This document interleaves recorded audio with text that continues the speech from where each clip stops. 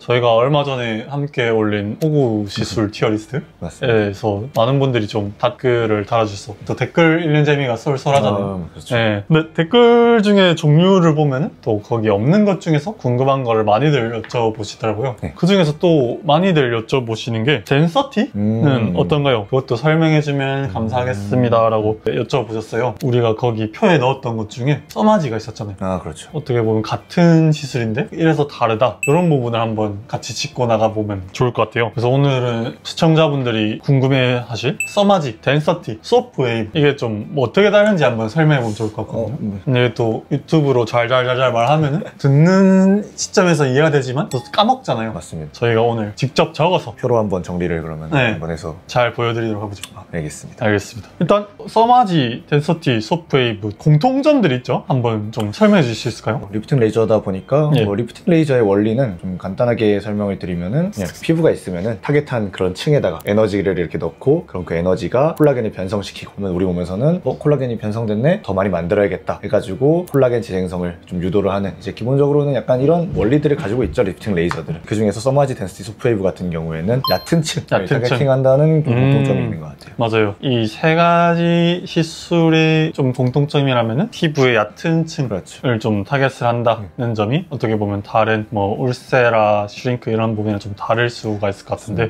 그럼 얕은 층을 타겟하면은 어떻게 되죠? 잔주름 같은 걸 잡아준다든지 아니면은 이제 좀 모공 같은 거에도 효과가 좀 있고 좀 그런 장점들이 있긴 하죠. 피부가 뭐 안쪽도 있고 겉층도 있지만 보통 자글자글해지고 탄력이 떨어지고 톤이 떨어지고 이 표면에서 일어나는 노화들과 전체적으로 처지는 부분이 좀 다르잖아요. 그렇죠. 그러다 보니까 좀 겉을 피부 다리미처럼 저는 좀 그렇게 표현을 하긴 하는데 펴주는 양상의 좀 시술들이다 라고 보시면 될 것 같은데, 디테일들이 좀 다르잖아요. 다르죠. 디테일들이 다르기 앞서서 이 원리를 알면은 이렇게 효과를 보니까 이렇게 좀 디테일이 다르다고 하면 될 것 같은데, 한번 원장님께서 이 표를 탁탁탁 좀 쳐보실 수 있을까요? 한번 해볼까요? 네, 좋습니다. 그래서 보면은 이제 써마지 고주파죠. 써마지 이제 고주파라고 보고, 덴서티도 고주파의 장비인데, 이제 소프웨이브 같은 경우에는, 소프웨이브는 약간은 조금 복잡하긴 한데 그래도 좀 그래서 고주파랑 초음파에서 좀 아셔야 되는 거는, 고주파로 하면은 전기로 가는 거니까 이제 에너지가 이렇게 있으면 약간 이런 식으로 들어가게 되는 거고,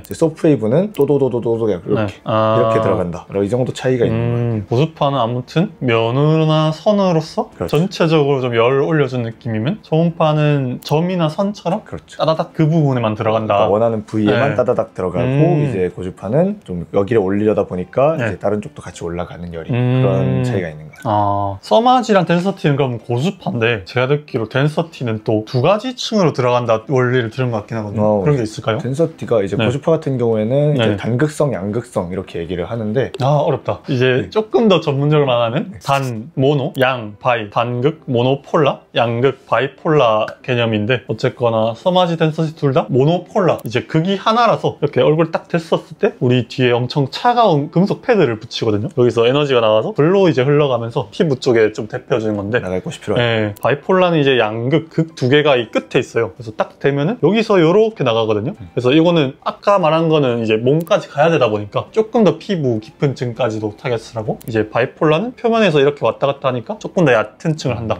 그래서 전체적으로는 다 얕은 층이긴 하지만 상대적으로 울세라보다는 이제 그 중에서도 모노폴라는 깊게, 바이폴라는 얕게인데 덴서티는 이제 둔다가 된다. 맞습니다. 그거죠. 그러면은 덴서티가 써마지보다 좋나요? 둘 다 되니까? 이제 뭐 덴서티 회사에서는 그렇게 약간 홍보를 하는 것 같긴 한데, 우리 게 최고야. 근데 뭐 원리일 뿐이고, 이제 어떤 방식을 쓰냐 이런 차이인 거지, 뭐가 더 좋다 이렇게 얘기하기는 좀 무리가 있지 않나. 그래서 진짜 실제로 뭐가 더 좋다 이랬으면은 뭐 새로 나온 기계 다 그것만 쓰겠죠. 근데 아직도 이제 뭐 여러 종류 기계가 나오는 거 보면은 각자의 뭐 사장에 맞게 사장에 맞는 게 아닌가 싶습니다. 맞습니다. 어쨌든 각자가 최고라고 주장하는 상황 안에서 사정에 맞게 좀 다르게 할 것 같은데, 어쨌거나 보시는 분들은 그럼 나는 뭐 받아야 되노? 이게 제일 중요한 거든요. 좀 추천 대상이 어떻게 될까요? 그러면?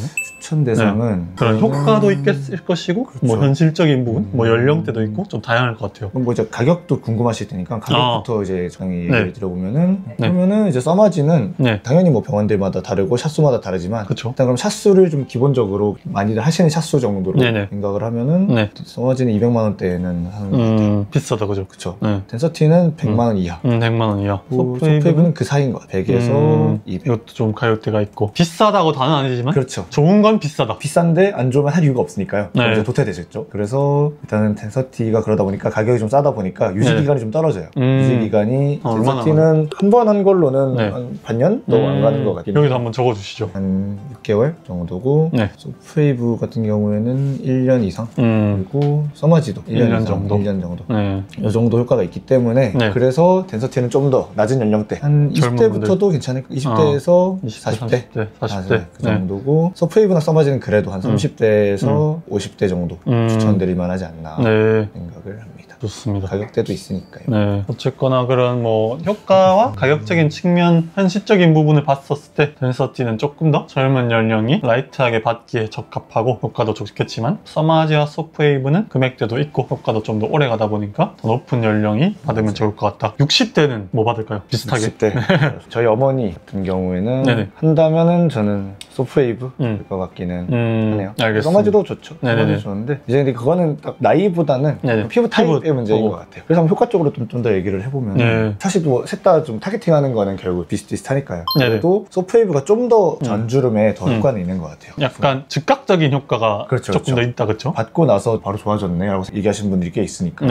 댓글에 그런 댓글도 있더라고요. 서머지는 별로 추천을 안 하시네요 하니까 댓글에 저 병원에 서머지가 없어서 큐. 근데 서머지가 없긴 한데요. 서머지가 있어도 비슷하게 말씀드렸을 것 같긴 합니다. 서머지가 나쁜 시술은 아니고 당연히 좋은 시술이지만 이런 즉각적인 부분에 있어서 소프웨이브가 좀 더 좋다고 판단되는 부분이 있다 보니까 기계를 입고해올 때 비교를 하다가 이걸 택한 거긴 하거든요. 아무튼 그래서 울서마지도 있지만 소프세라도 있는 것이고 이런 즉각적인 측면에서 장기적인 안티에이징 효과가 다 있겠지만 소프웨이브가 좀 차별점을 가진다. 뭐 즉각 직후 어느 정도 효과. 그러면은 이 서마지와 텐서티의 효과는 조금 더 장기적인 지향성을 띠고 있을까요? 저 서마지 같은 경우에는 한 3개월 이후에 좀 최대치 효과 나오는 것 같고 사실 소프웨이브도 똑같기는 해요. 왜냐면은 일단은 제가 설명드렸던 것처럼 콜라겐 재생성을 결국 유도하는 시술들이다 보니까 지금 콜라겐이 재생성되는데 걸리는 시간이 있으니까요. 그게 제일 당연히 효과는 그때가 제일 높지만 소프웨이브 같은 경우에는 직후에도 좀 효과를 어느 정도 체감하신다 그런 게 있고. 좋습니다. 텐서티는 좀 뭐 효과 특이하게 얘기할 만한 게 모공 얘기를 좀 많이 하시더라고요. 모공?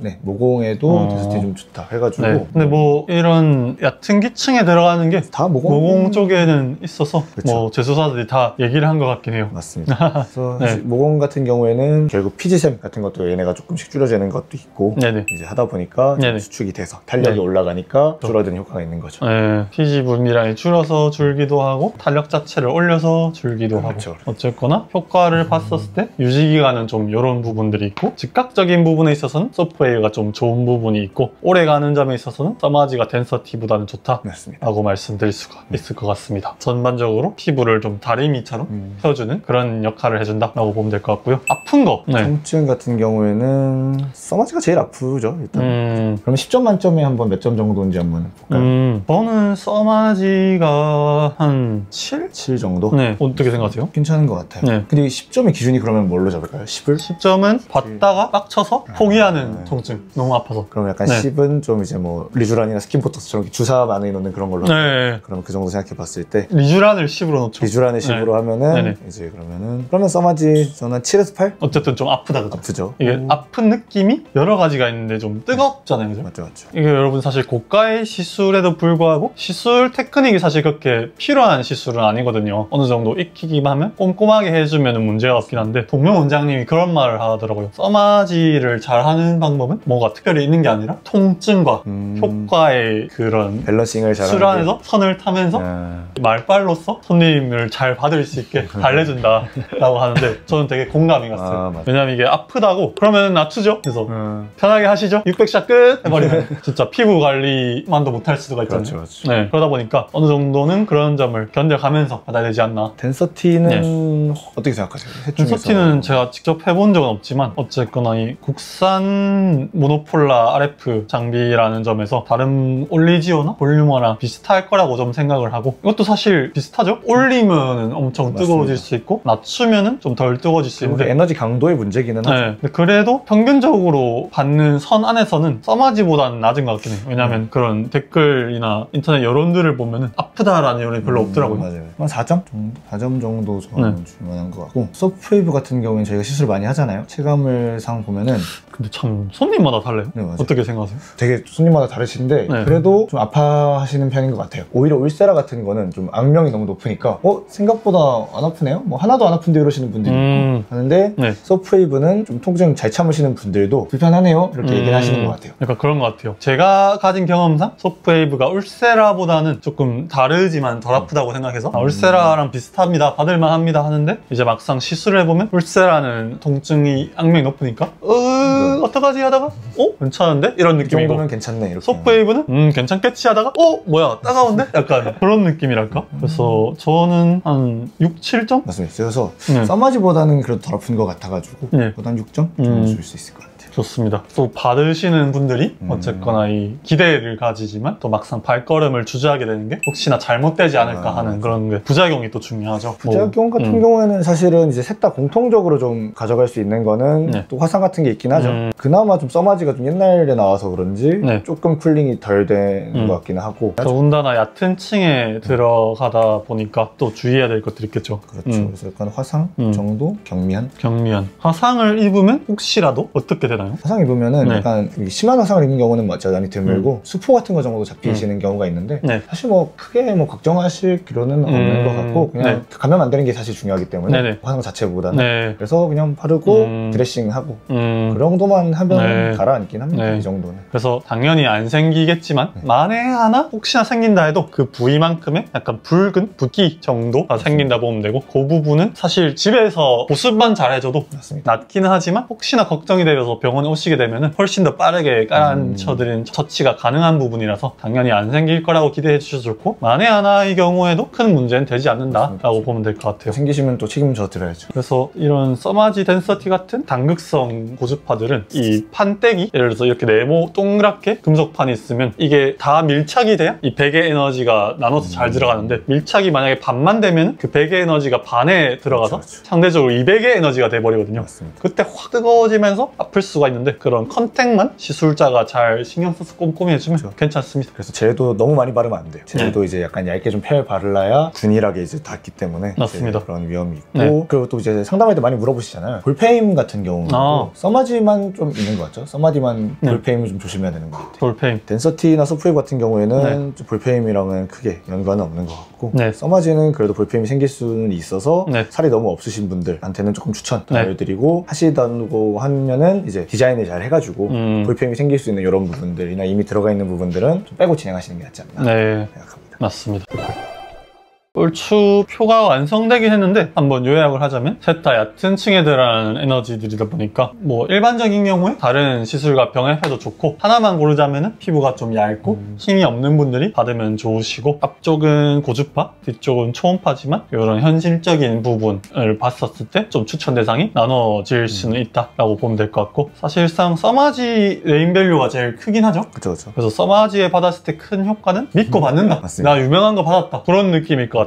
근데 상대적으로 네임밸류가 떨어져도 또 먼저 새로운 걸 찾는 분들도 계시고 또 그에 따라서 금액이 저렴해지는 부분도 있다 보니까 그런 측면에서 덴서티나 소프웨이브도 좋은 시술이다 라고 보시면 될 것 같습니다. 또 이제 1년에 한 번 정도 하는 시술들이니까요. 이게 뭐 하나 나한테 맞는 거 찾아서 정착하시면은 길게 봤을 때도 좋지 않나 생각하네요. 그래서 요즘은 약간 풀 레이어 리프팅이라는 개념이 있더라고요. 맞습니다. 우리 피부에 표피, 진피, 지방, 근육, 뼈가 이렇게 있었으면 이전에는 뭔가 하나만 했다고 했으면 지금은 뭐 얕은 진피층, 깊은 진피층, 근막층 요새는 또 근육 자체를 리프팅하는 뭐 그런 장비들 나오다 보니까 이렇게 뭔가 내가 하나만 한다기보다 피부 깊이에 따라서 더 추가되는 시술이 있을 거예요. 그런 거는 샷수를 좀 올리고 다른 부분 같은 경우는 샷수를 좀 낮춰서 복합적으로 함께 받아주시면 더 좋을 것 같습니다. 그래서 뭐 이제 이렇게 얕은 층 레이저도 하고 깊은 층 레이저도 하시고 하면은 이제 효과는 당연히 더 좋을 수밖에 없죠. 그렇죠. 그리고 이렇게 표가 좀 정리는 됐는데 막상 내가 생각하는 내 피부 타입과 실제는 다를 수가 있어요. 그러다 보니까 이제 병원에 가셔가지고 나한테 맞는 게 어떨지, 나의 고민은 무엇인지, 내 피부 타입은 어떨지 이렇게 얘기를 한번 상담을 해보시고 거기서 결정하시는 게 제일 좋을 것 같긴 합니다. 전문가로서 정보를 당연히 드리지만 또 최종적으로 판단할 수 있는 역할도 전문가의 영역이라고 생각해서 이런 부분을 알고 오시되 그런 부분을 믿고 진행할 수 있는 부분에서 함께 해보시면 좋을 것 같습니다. 이상 하원장들 강동현, 유혁준이었습니다. 감사합니다. 감사합니다.